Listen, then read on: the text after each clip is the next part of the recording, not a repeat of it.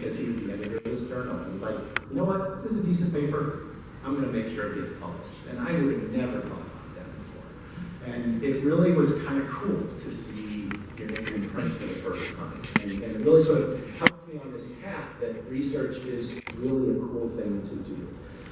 And so I'm always thankful to him for doing this. And so I've also been blessed to have incredibly supportive chairs. And I actually was going through and trying to find pictures of all of my chairs. And you know, each of them in their own way has really helped in a sponsorship and some as mentors as well. My first chair in San Diego, Manny Rivera-Alcina, was at Balboa, and he really pushed me to make my first presentation at a meeting, at the Armed Forces District meeting. And that really started me on that path. His successor, kind of going left to right, Terry Harrison, taught me how to do some of my own stats, which I had no idea I would ever learn how to do stats. But he also pushed me to get involved in leadership programs as a resident and sort of pushed me outside that comfort zone. I know you all know I'm a really big introvert. And so he really helped me kind of get out there. Fred Stamen and Lee Laird, my first two chairs here at IU, really helped sponsor some of my activities, which led to me being inducted in AGOS and to take on more leadership roles and really fostered my expansion of the research programs here. And Jeff Piper, my most recent chair, was always supportive, nominating me for several awards and pushed me to think big about what I wanted in the next stage of my career. I'm really thankful to each of these people for really nudging me along. All of them provided key insights and pushes at different stages in my career journey and believed in what this crazy generalist who wanted to be on the tenure track for some reason and have a clinical research career while still teaching and catching babies was proposing, and they actually helped me make it happen. So this figure is from the scoping review, which I found really nice. As you try to formalize and lean into sponsorship, these are some of the areas that can help develop sponsorship using an equity underpinning. It involves training in ways to find opportunities, proactive sponsorship of women and those who are underrepresented groups, trying to assist and foster community building in traditionally underrepresented groups in medical leadership, encouraging sponsees to seek opportunities from senior members with similar interests or positions that could really help them out. Also, being transparent about opportunities, going so far as maybe advertising to the entire department. Sometimes when I get a request to do a paper, I'll send it out to everybody and say, hey, I can't do this, but I'm happy to give up my spot on this paper if somebody else wants to, you know, spend 30 minutes reviewing a draft and being an author on a paper. Not a whole lot of work for being a middle author somewhere and building your CV. As I was sort of meditating on some of this, I wondered what Central can do as we start to think more about sponsorship. What if a national organization like this, with leaders from many academic and community centers around the country, chose this as one of our next initiatives? We could have a sponsorship forum where leaders brought more junior faculty to meetings, and they came with a sponsorship slide, which had the areas they'd like to talk about and leadership they would like to take on. And this gets circulated to all of the senior folks, and then all those leaders could bring back 3 of such slides that they take home and 3 names of people who they can get invited to their grand rounds or on a committee that's a key committee. I will insert a plug here. Central Association Committee Service, super awesome, low commitment. If you want to do a committee, when those committee things come out, let us know, because there's lots of opportunities, and it's a national organization. And so there's, you know, this is something that we could think about, and it's something that maybe we'll talk about at our next board meeting about, you know, could sponsorship, could we have, you know, we had an afternoon session for program directors to help our medical students out. Maybe we have a different afternoon session to help our junior faculty out. So in a Viewpoint article by Julie Silver, who's an associate chair at Harvard in physical medicine rehab, a national figure who's now moved to Wake Forest as the Senior Associate Dean for Faculty Experience and Success, had 6 practical strategies to mentor and sponsor women in academic medicine. And I really think these are pretty universal, whether the lens is focused on advancing women, underrepresented groups, or really anyone. So this may seem repetitive, but I think it's good enough to say again. Identify the person's goals, really important to know what somebody wants. If I'm a sponsor and I don't know what you want, I can't put you up for something. Sponsorship parties can be fun. They can be in person, they can be online. When you bring in ideas of what you want to do and trade them around and see what you can get. Round robins are kind of like mini sponsorship parties that she talked about. A powerful way to sponsor women and others in academic medicine is to invite them to speak on a stage that they may not normally have access to. So I spoke a little bit about this, but one addition is having people speak at stages of other specialties. I had a cardiologist come and talk at an OBGYN meeting. We've got friends in other departments around the university. Go speak at one of their things. Women's health is pretty universal. You can tie almost anything to women's health in other medical subspecialties. With permission, you can write to people you know about your protege's work. Boy, this person that I know is on my faculty and just put out this great paper. They could talk about this topic really well if you had any spots. And a simple way a senior person can actually help benefit from someone who hasn't done a lot of publishing is co-author a letter to the editor on an interesting article that came out. It'll help get them out there and get them practicing writing. So I wanted to kind of end the formal part of this talk with this figure, which really hit me as I started to think deeper about it. So this is the intersecting time streams multiverse thing from the Loki series. But it really puts into perspective, I think, a lot about the concept of mentoring and sponsoring on our journeys. We are all impacted daily by things that happen around us, to us, because of us. Even short interactions can have profound impacts on the trajectories of our lives. Jeannie mentioned when we met at the CAOG Leadership Institute, and that has formed a long-term bond that I never would have seen coming. And you can have short things that'll really jumpstart you. You can have things that last for a really long time. But I think the main thing is you can have positive influences on people around you with even short interactions. So pay attention and try to be supportive in all of those things. I mentioned before how proactive the Central has been and can be. I want to highlight some things that over the last few years with the board, that Central has been really increasing the service and the positive influence that we can have for our members over the past few years. And these are a list of some of them.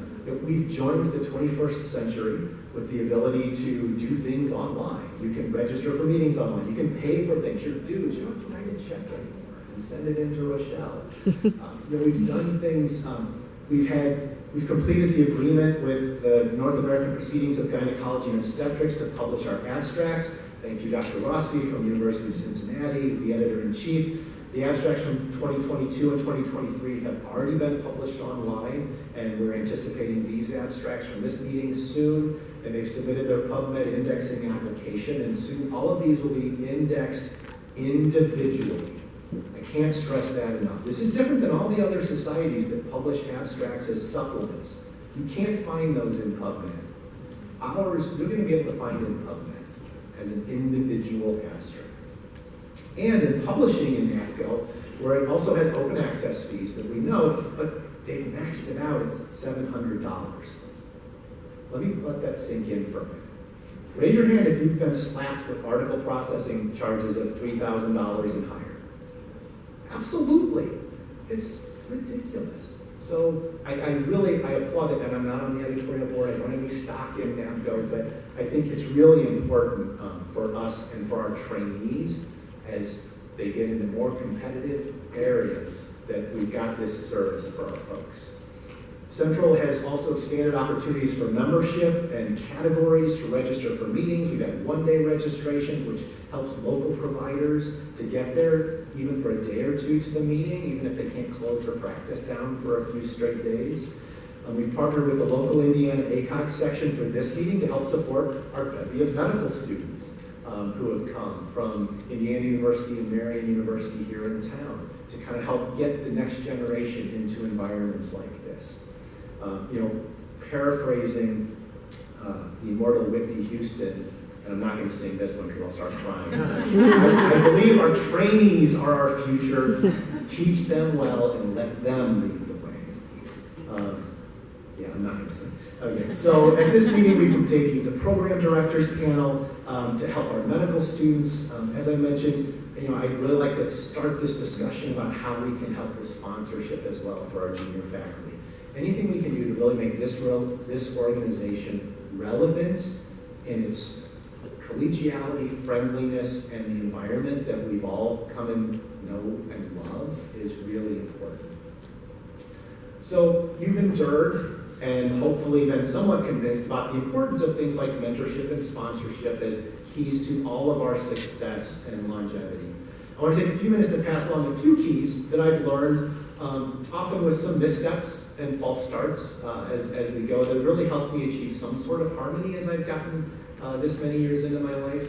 I mentioned earlier meditating, and for the last several years, I've tried to meditate every day. One of my research team members, who I am eternally grateful for, first turned me on to Jay Shetty's health podcast and his book, and really the importance of meditating and sort of centering yourself. Developing some centeredness and attitude of gratitude, and realizing that the only thing that I can truly control is myself and the way I respond to the external stimuli that I can't control, has really helped me at least live a little bit more intentionally, and I would highly recommend it. A few other things. Embrace serendipity. Unexpected people and opportunities are going to come into your life. Be open to the world of possibilities that they may bring. You may not realize how impactful those moments are for years to come. Spend time with the people that you care about. There's always going to be another patient to see, another phone call to make, another paper to run, another errand to run, but you're seldom going to regret spending extra time with the people that you care about when all is said and done. Gratitude. It took me a really long while to understand that you can be much happier in your life if you spend more time in a gratitude headspace. And I heard somebody say once that we should really train our gratitude like we train our muscles and work at it. It's something that you need to work at. Keep in mind, keeping your mind active by trying to learn and do something new every opportunity you get. I don't go outside enough, but I'm still working on trying it, but there's all sorts of great things going on outside. Get out and get some fresh air, walk in the grass, and be a geek. A geek is just someone who has a passion for something. I love Will Wheaton's book, and it really helped bring it home for me. So if you have a passion for the Indiana Fever, if you have a passion for Dungeons and Dragons, for pro football, for making macrame doilies, whatever it is, embrace your passion, embrace your geekiness. It makes you who you are at your core. I spent way too much time in my life feeling embarrassed to be a geek, but now I don't, and it makes me much happier. Every day is an opportunity to shape your own history. What will you do today that's going to serve as the foundation or that step in your history? And my kids are tired of hearing me say this, but happiness is not a destination. So if somebody asks you what you want and you say, I just want to be happy, that's the wrong way to look at it. Happiness is a byproduct of a life lived with passion, purpose, and service. If you work at your core and your vision for who you are, you'll get the happiness as you go there. So I have a few more thank you notes to write here. I really want to thank Rochelle and Dennis for making my past year as president so easy and enjoyable. Without them, none of this happens, as most of you know. They are the heart and soul of this organization. I want to thank the Central Association Board committee members and the presidential group. Jim and Andy, you guys set great examples for me as I went through. And Jean, for taking over next year. You're going to do great. I can't stress to everyone in the audience how fulfilling service to Central has been. I love this organization, and it's been very good to me, and hopefully it will be good to all of you as well. I want to thank all the trainees that I get at IU, all the students and residents. They're awesome. They keep me young and keep me reading things. My research team, I couldn't do anything I do without you. My partners in practice, both here at IU and from my old Navy days. It's really been an honor. And I've thanked a lot of mentors and sponsors, but now I'm going to start crying. I saved the best for last. When I got to IU in 2005, one of my senior partners really took me under his wing as a mentor and sponsor. He's the first one actually who got me involved in Center. And put me up for doing lunches with the experts at the ACOG annual clinical meetings when I really wasn't an expert in anything at that point. But he pushed me to do that and recommended for me to be a green coat at the ACOG clinical meetings. And I'm so thankful for Dick Hansel, because you got me started on trajectory and pushed me when I may not have really wanted to be pushed. But I thank you, Dick. I'm thrilled you're here today, and thank you for pushing me when I needed to be pushed early in my career. Yeah, you can apply it. I saw something.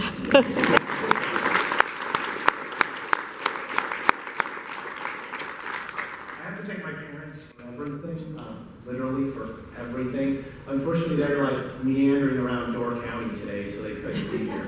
But the path that they set me on, I think has turned out pretty good. My kids and the rest of my very large extended family have taught me so much. They challenge me every day to always be better than I was the day before. And so I'll start crying again. Most people who I interact with know that I typically can't go more than an hour without mentioning my outstanding and awesome wife. She inspires everything I do. Not a day goes by that I don't thank God for blessing me with meeting you during that first class at Notre Dame. And picking you out of the crowd and chasing you for the rest of my life. Time that your smile makes me melt, and you make me a better person in every way. The adventures in my life are so much more fun because I have you to share them with as my companion, my co-conspirator, and my cheerleader. I can't wait to see where all of our next adventures take us. So I appreciate everyone's attention and indulgence as I sit here and weep. I highly encourage you, though, to kind of bring it back home. Seek and obtain mentorship and sponsorship opportunities, no matter where you are in your journey. I still need mentorship, and sometimes I still need sponsorship, too. And I would say, if you all want to start your days off and in a good headspace, begin each morning by affirming that today is going to be an outstanding day. Then go and make it happen. You never know what cool things are going to come to you. And with that, I will close.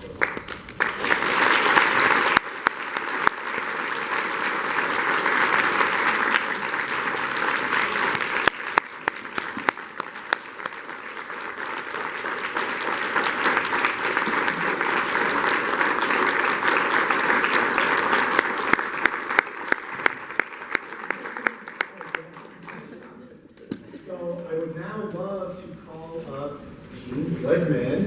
You get to get your gavel now, Gene. So Gene is chair at the University of Missouri Columbia and an outstanding person, and I cannot wait to see all the great things that you will do, Gene. Here is your gavel engraved with this.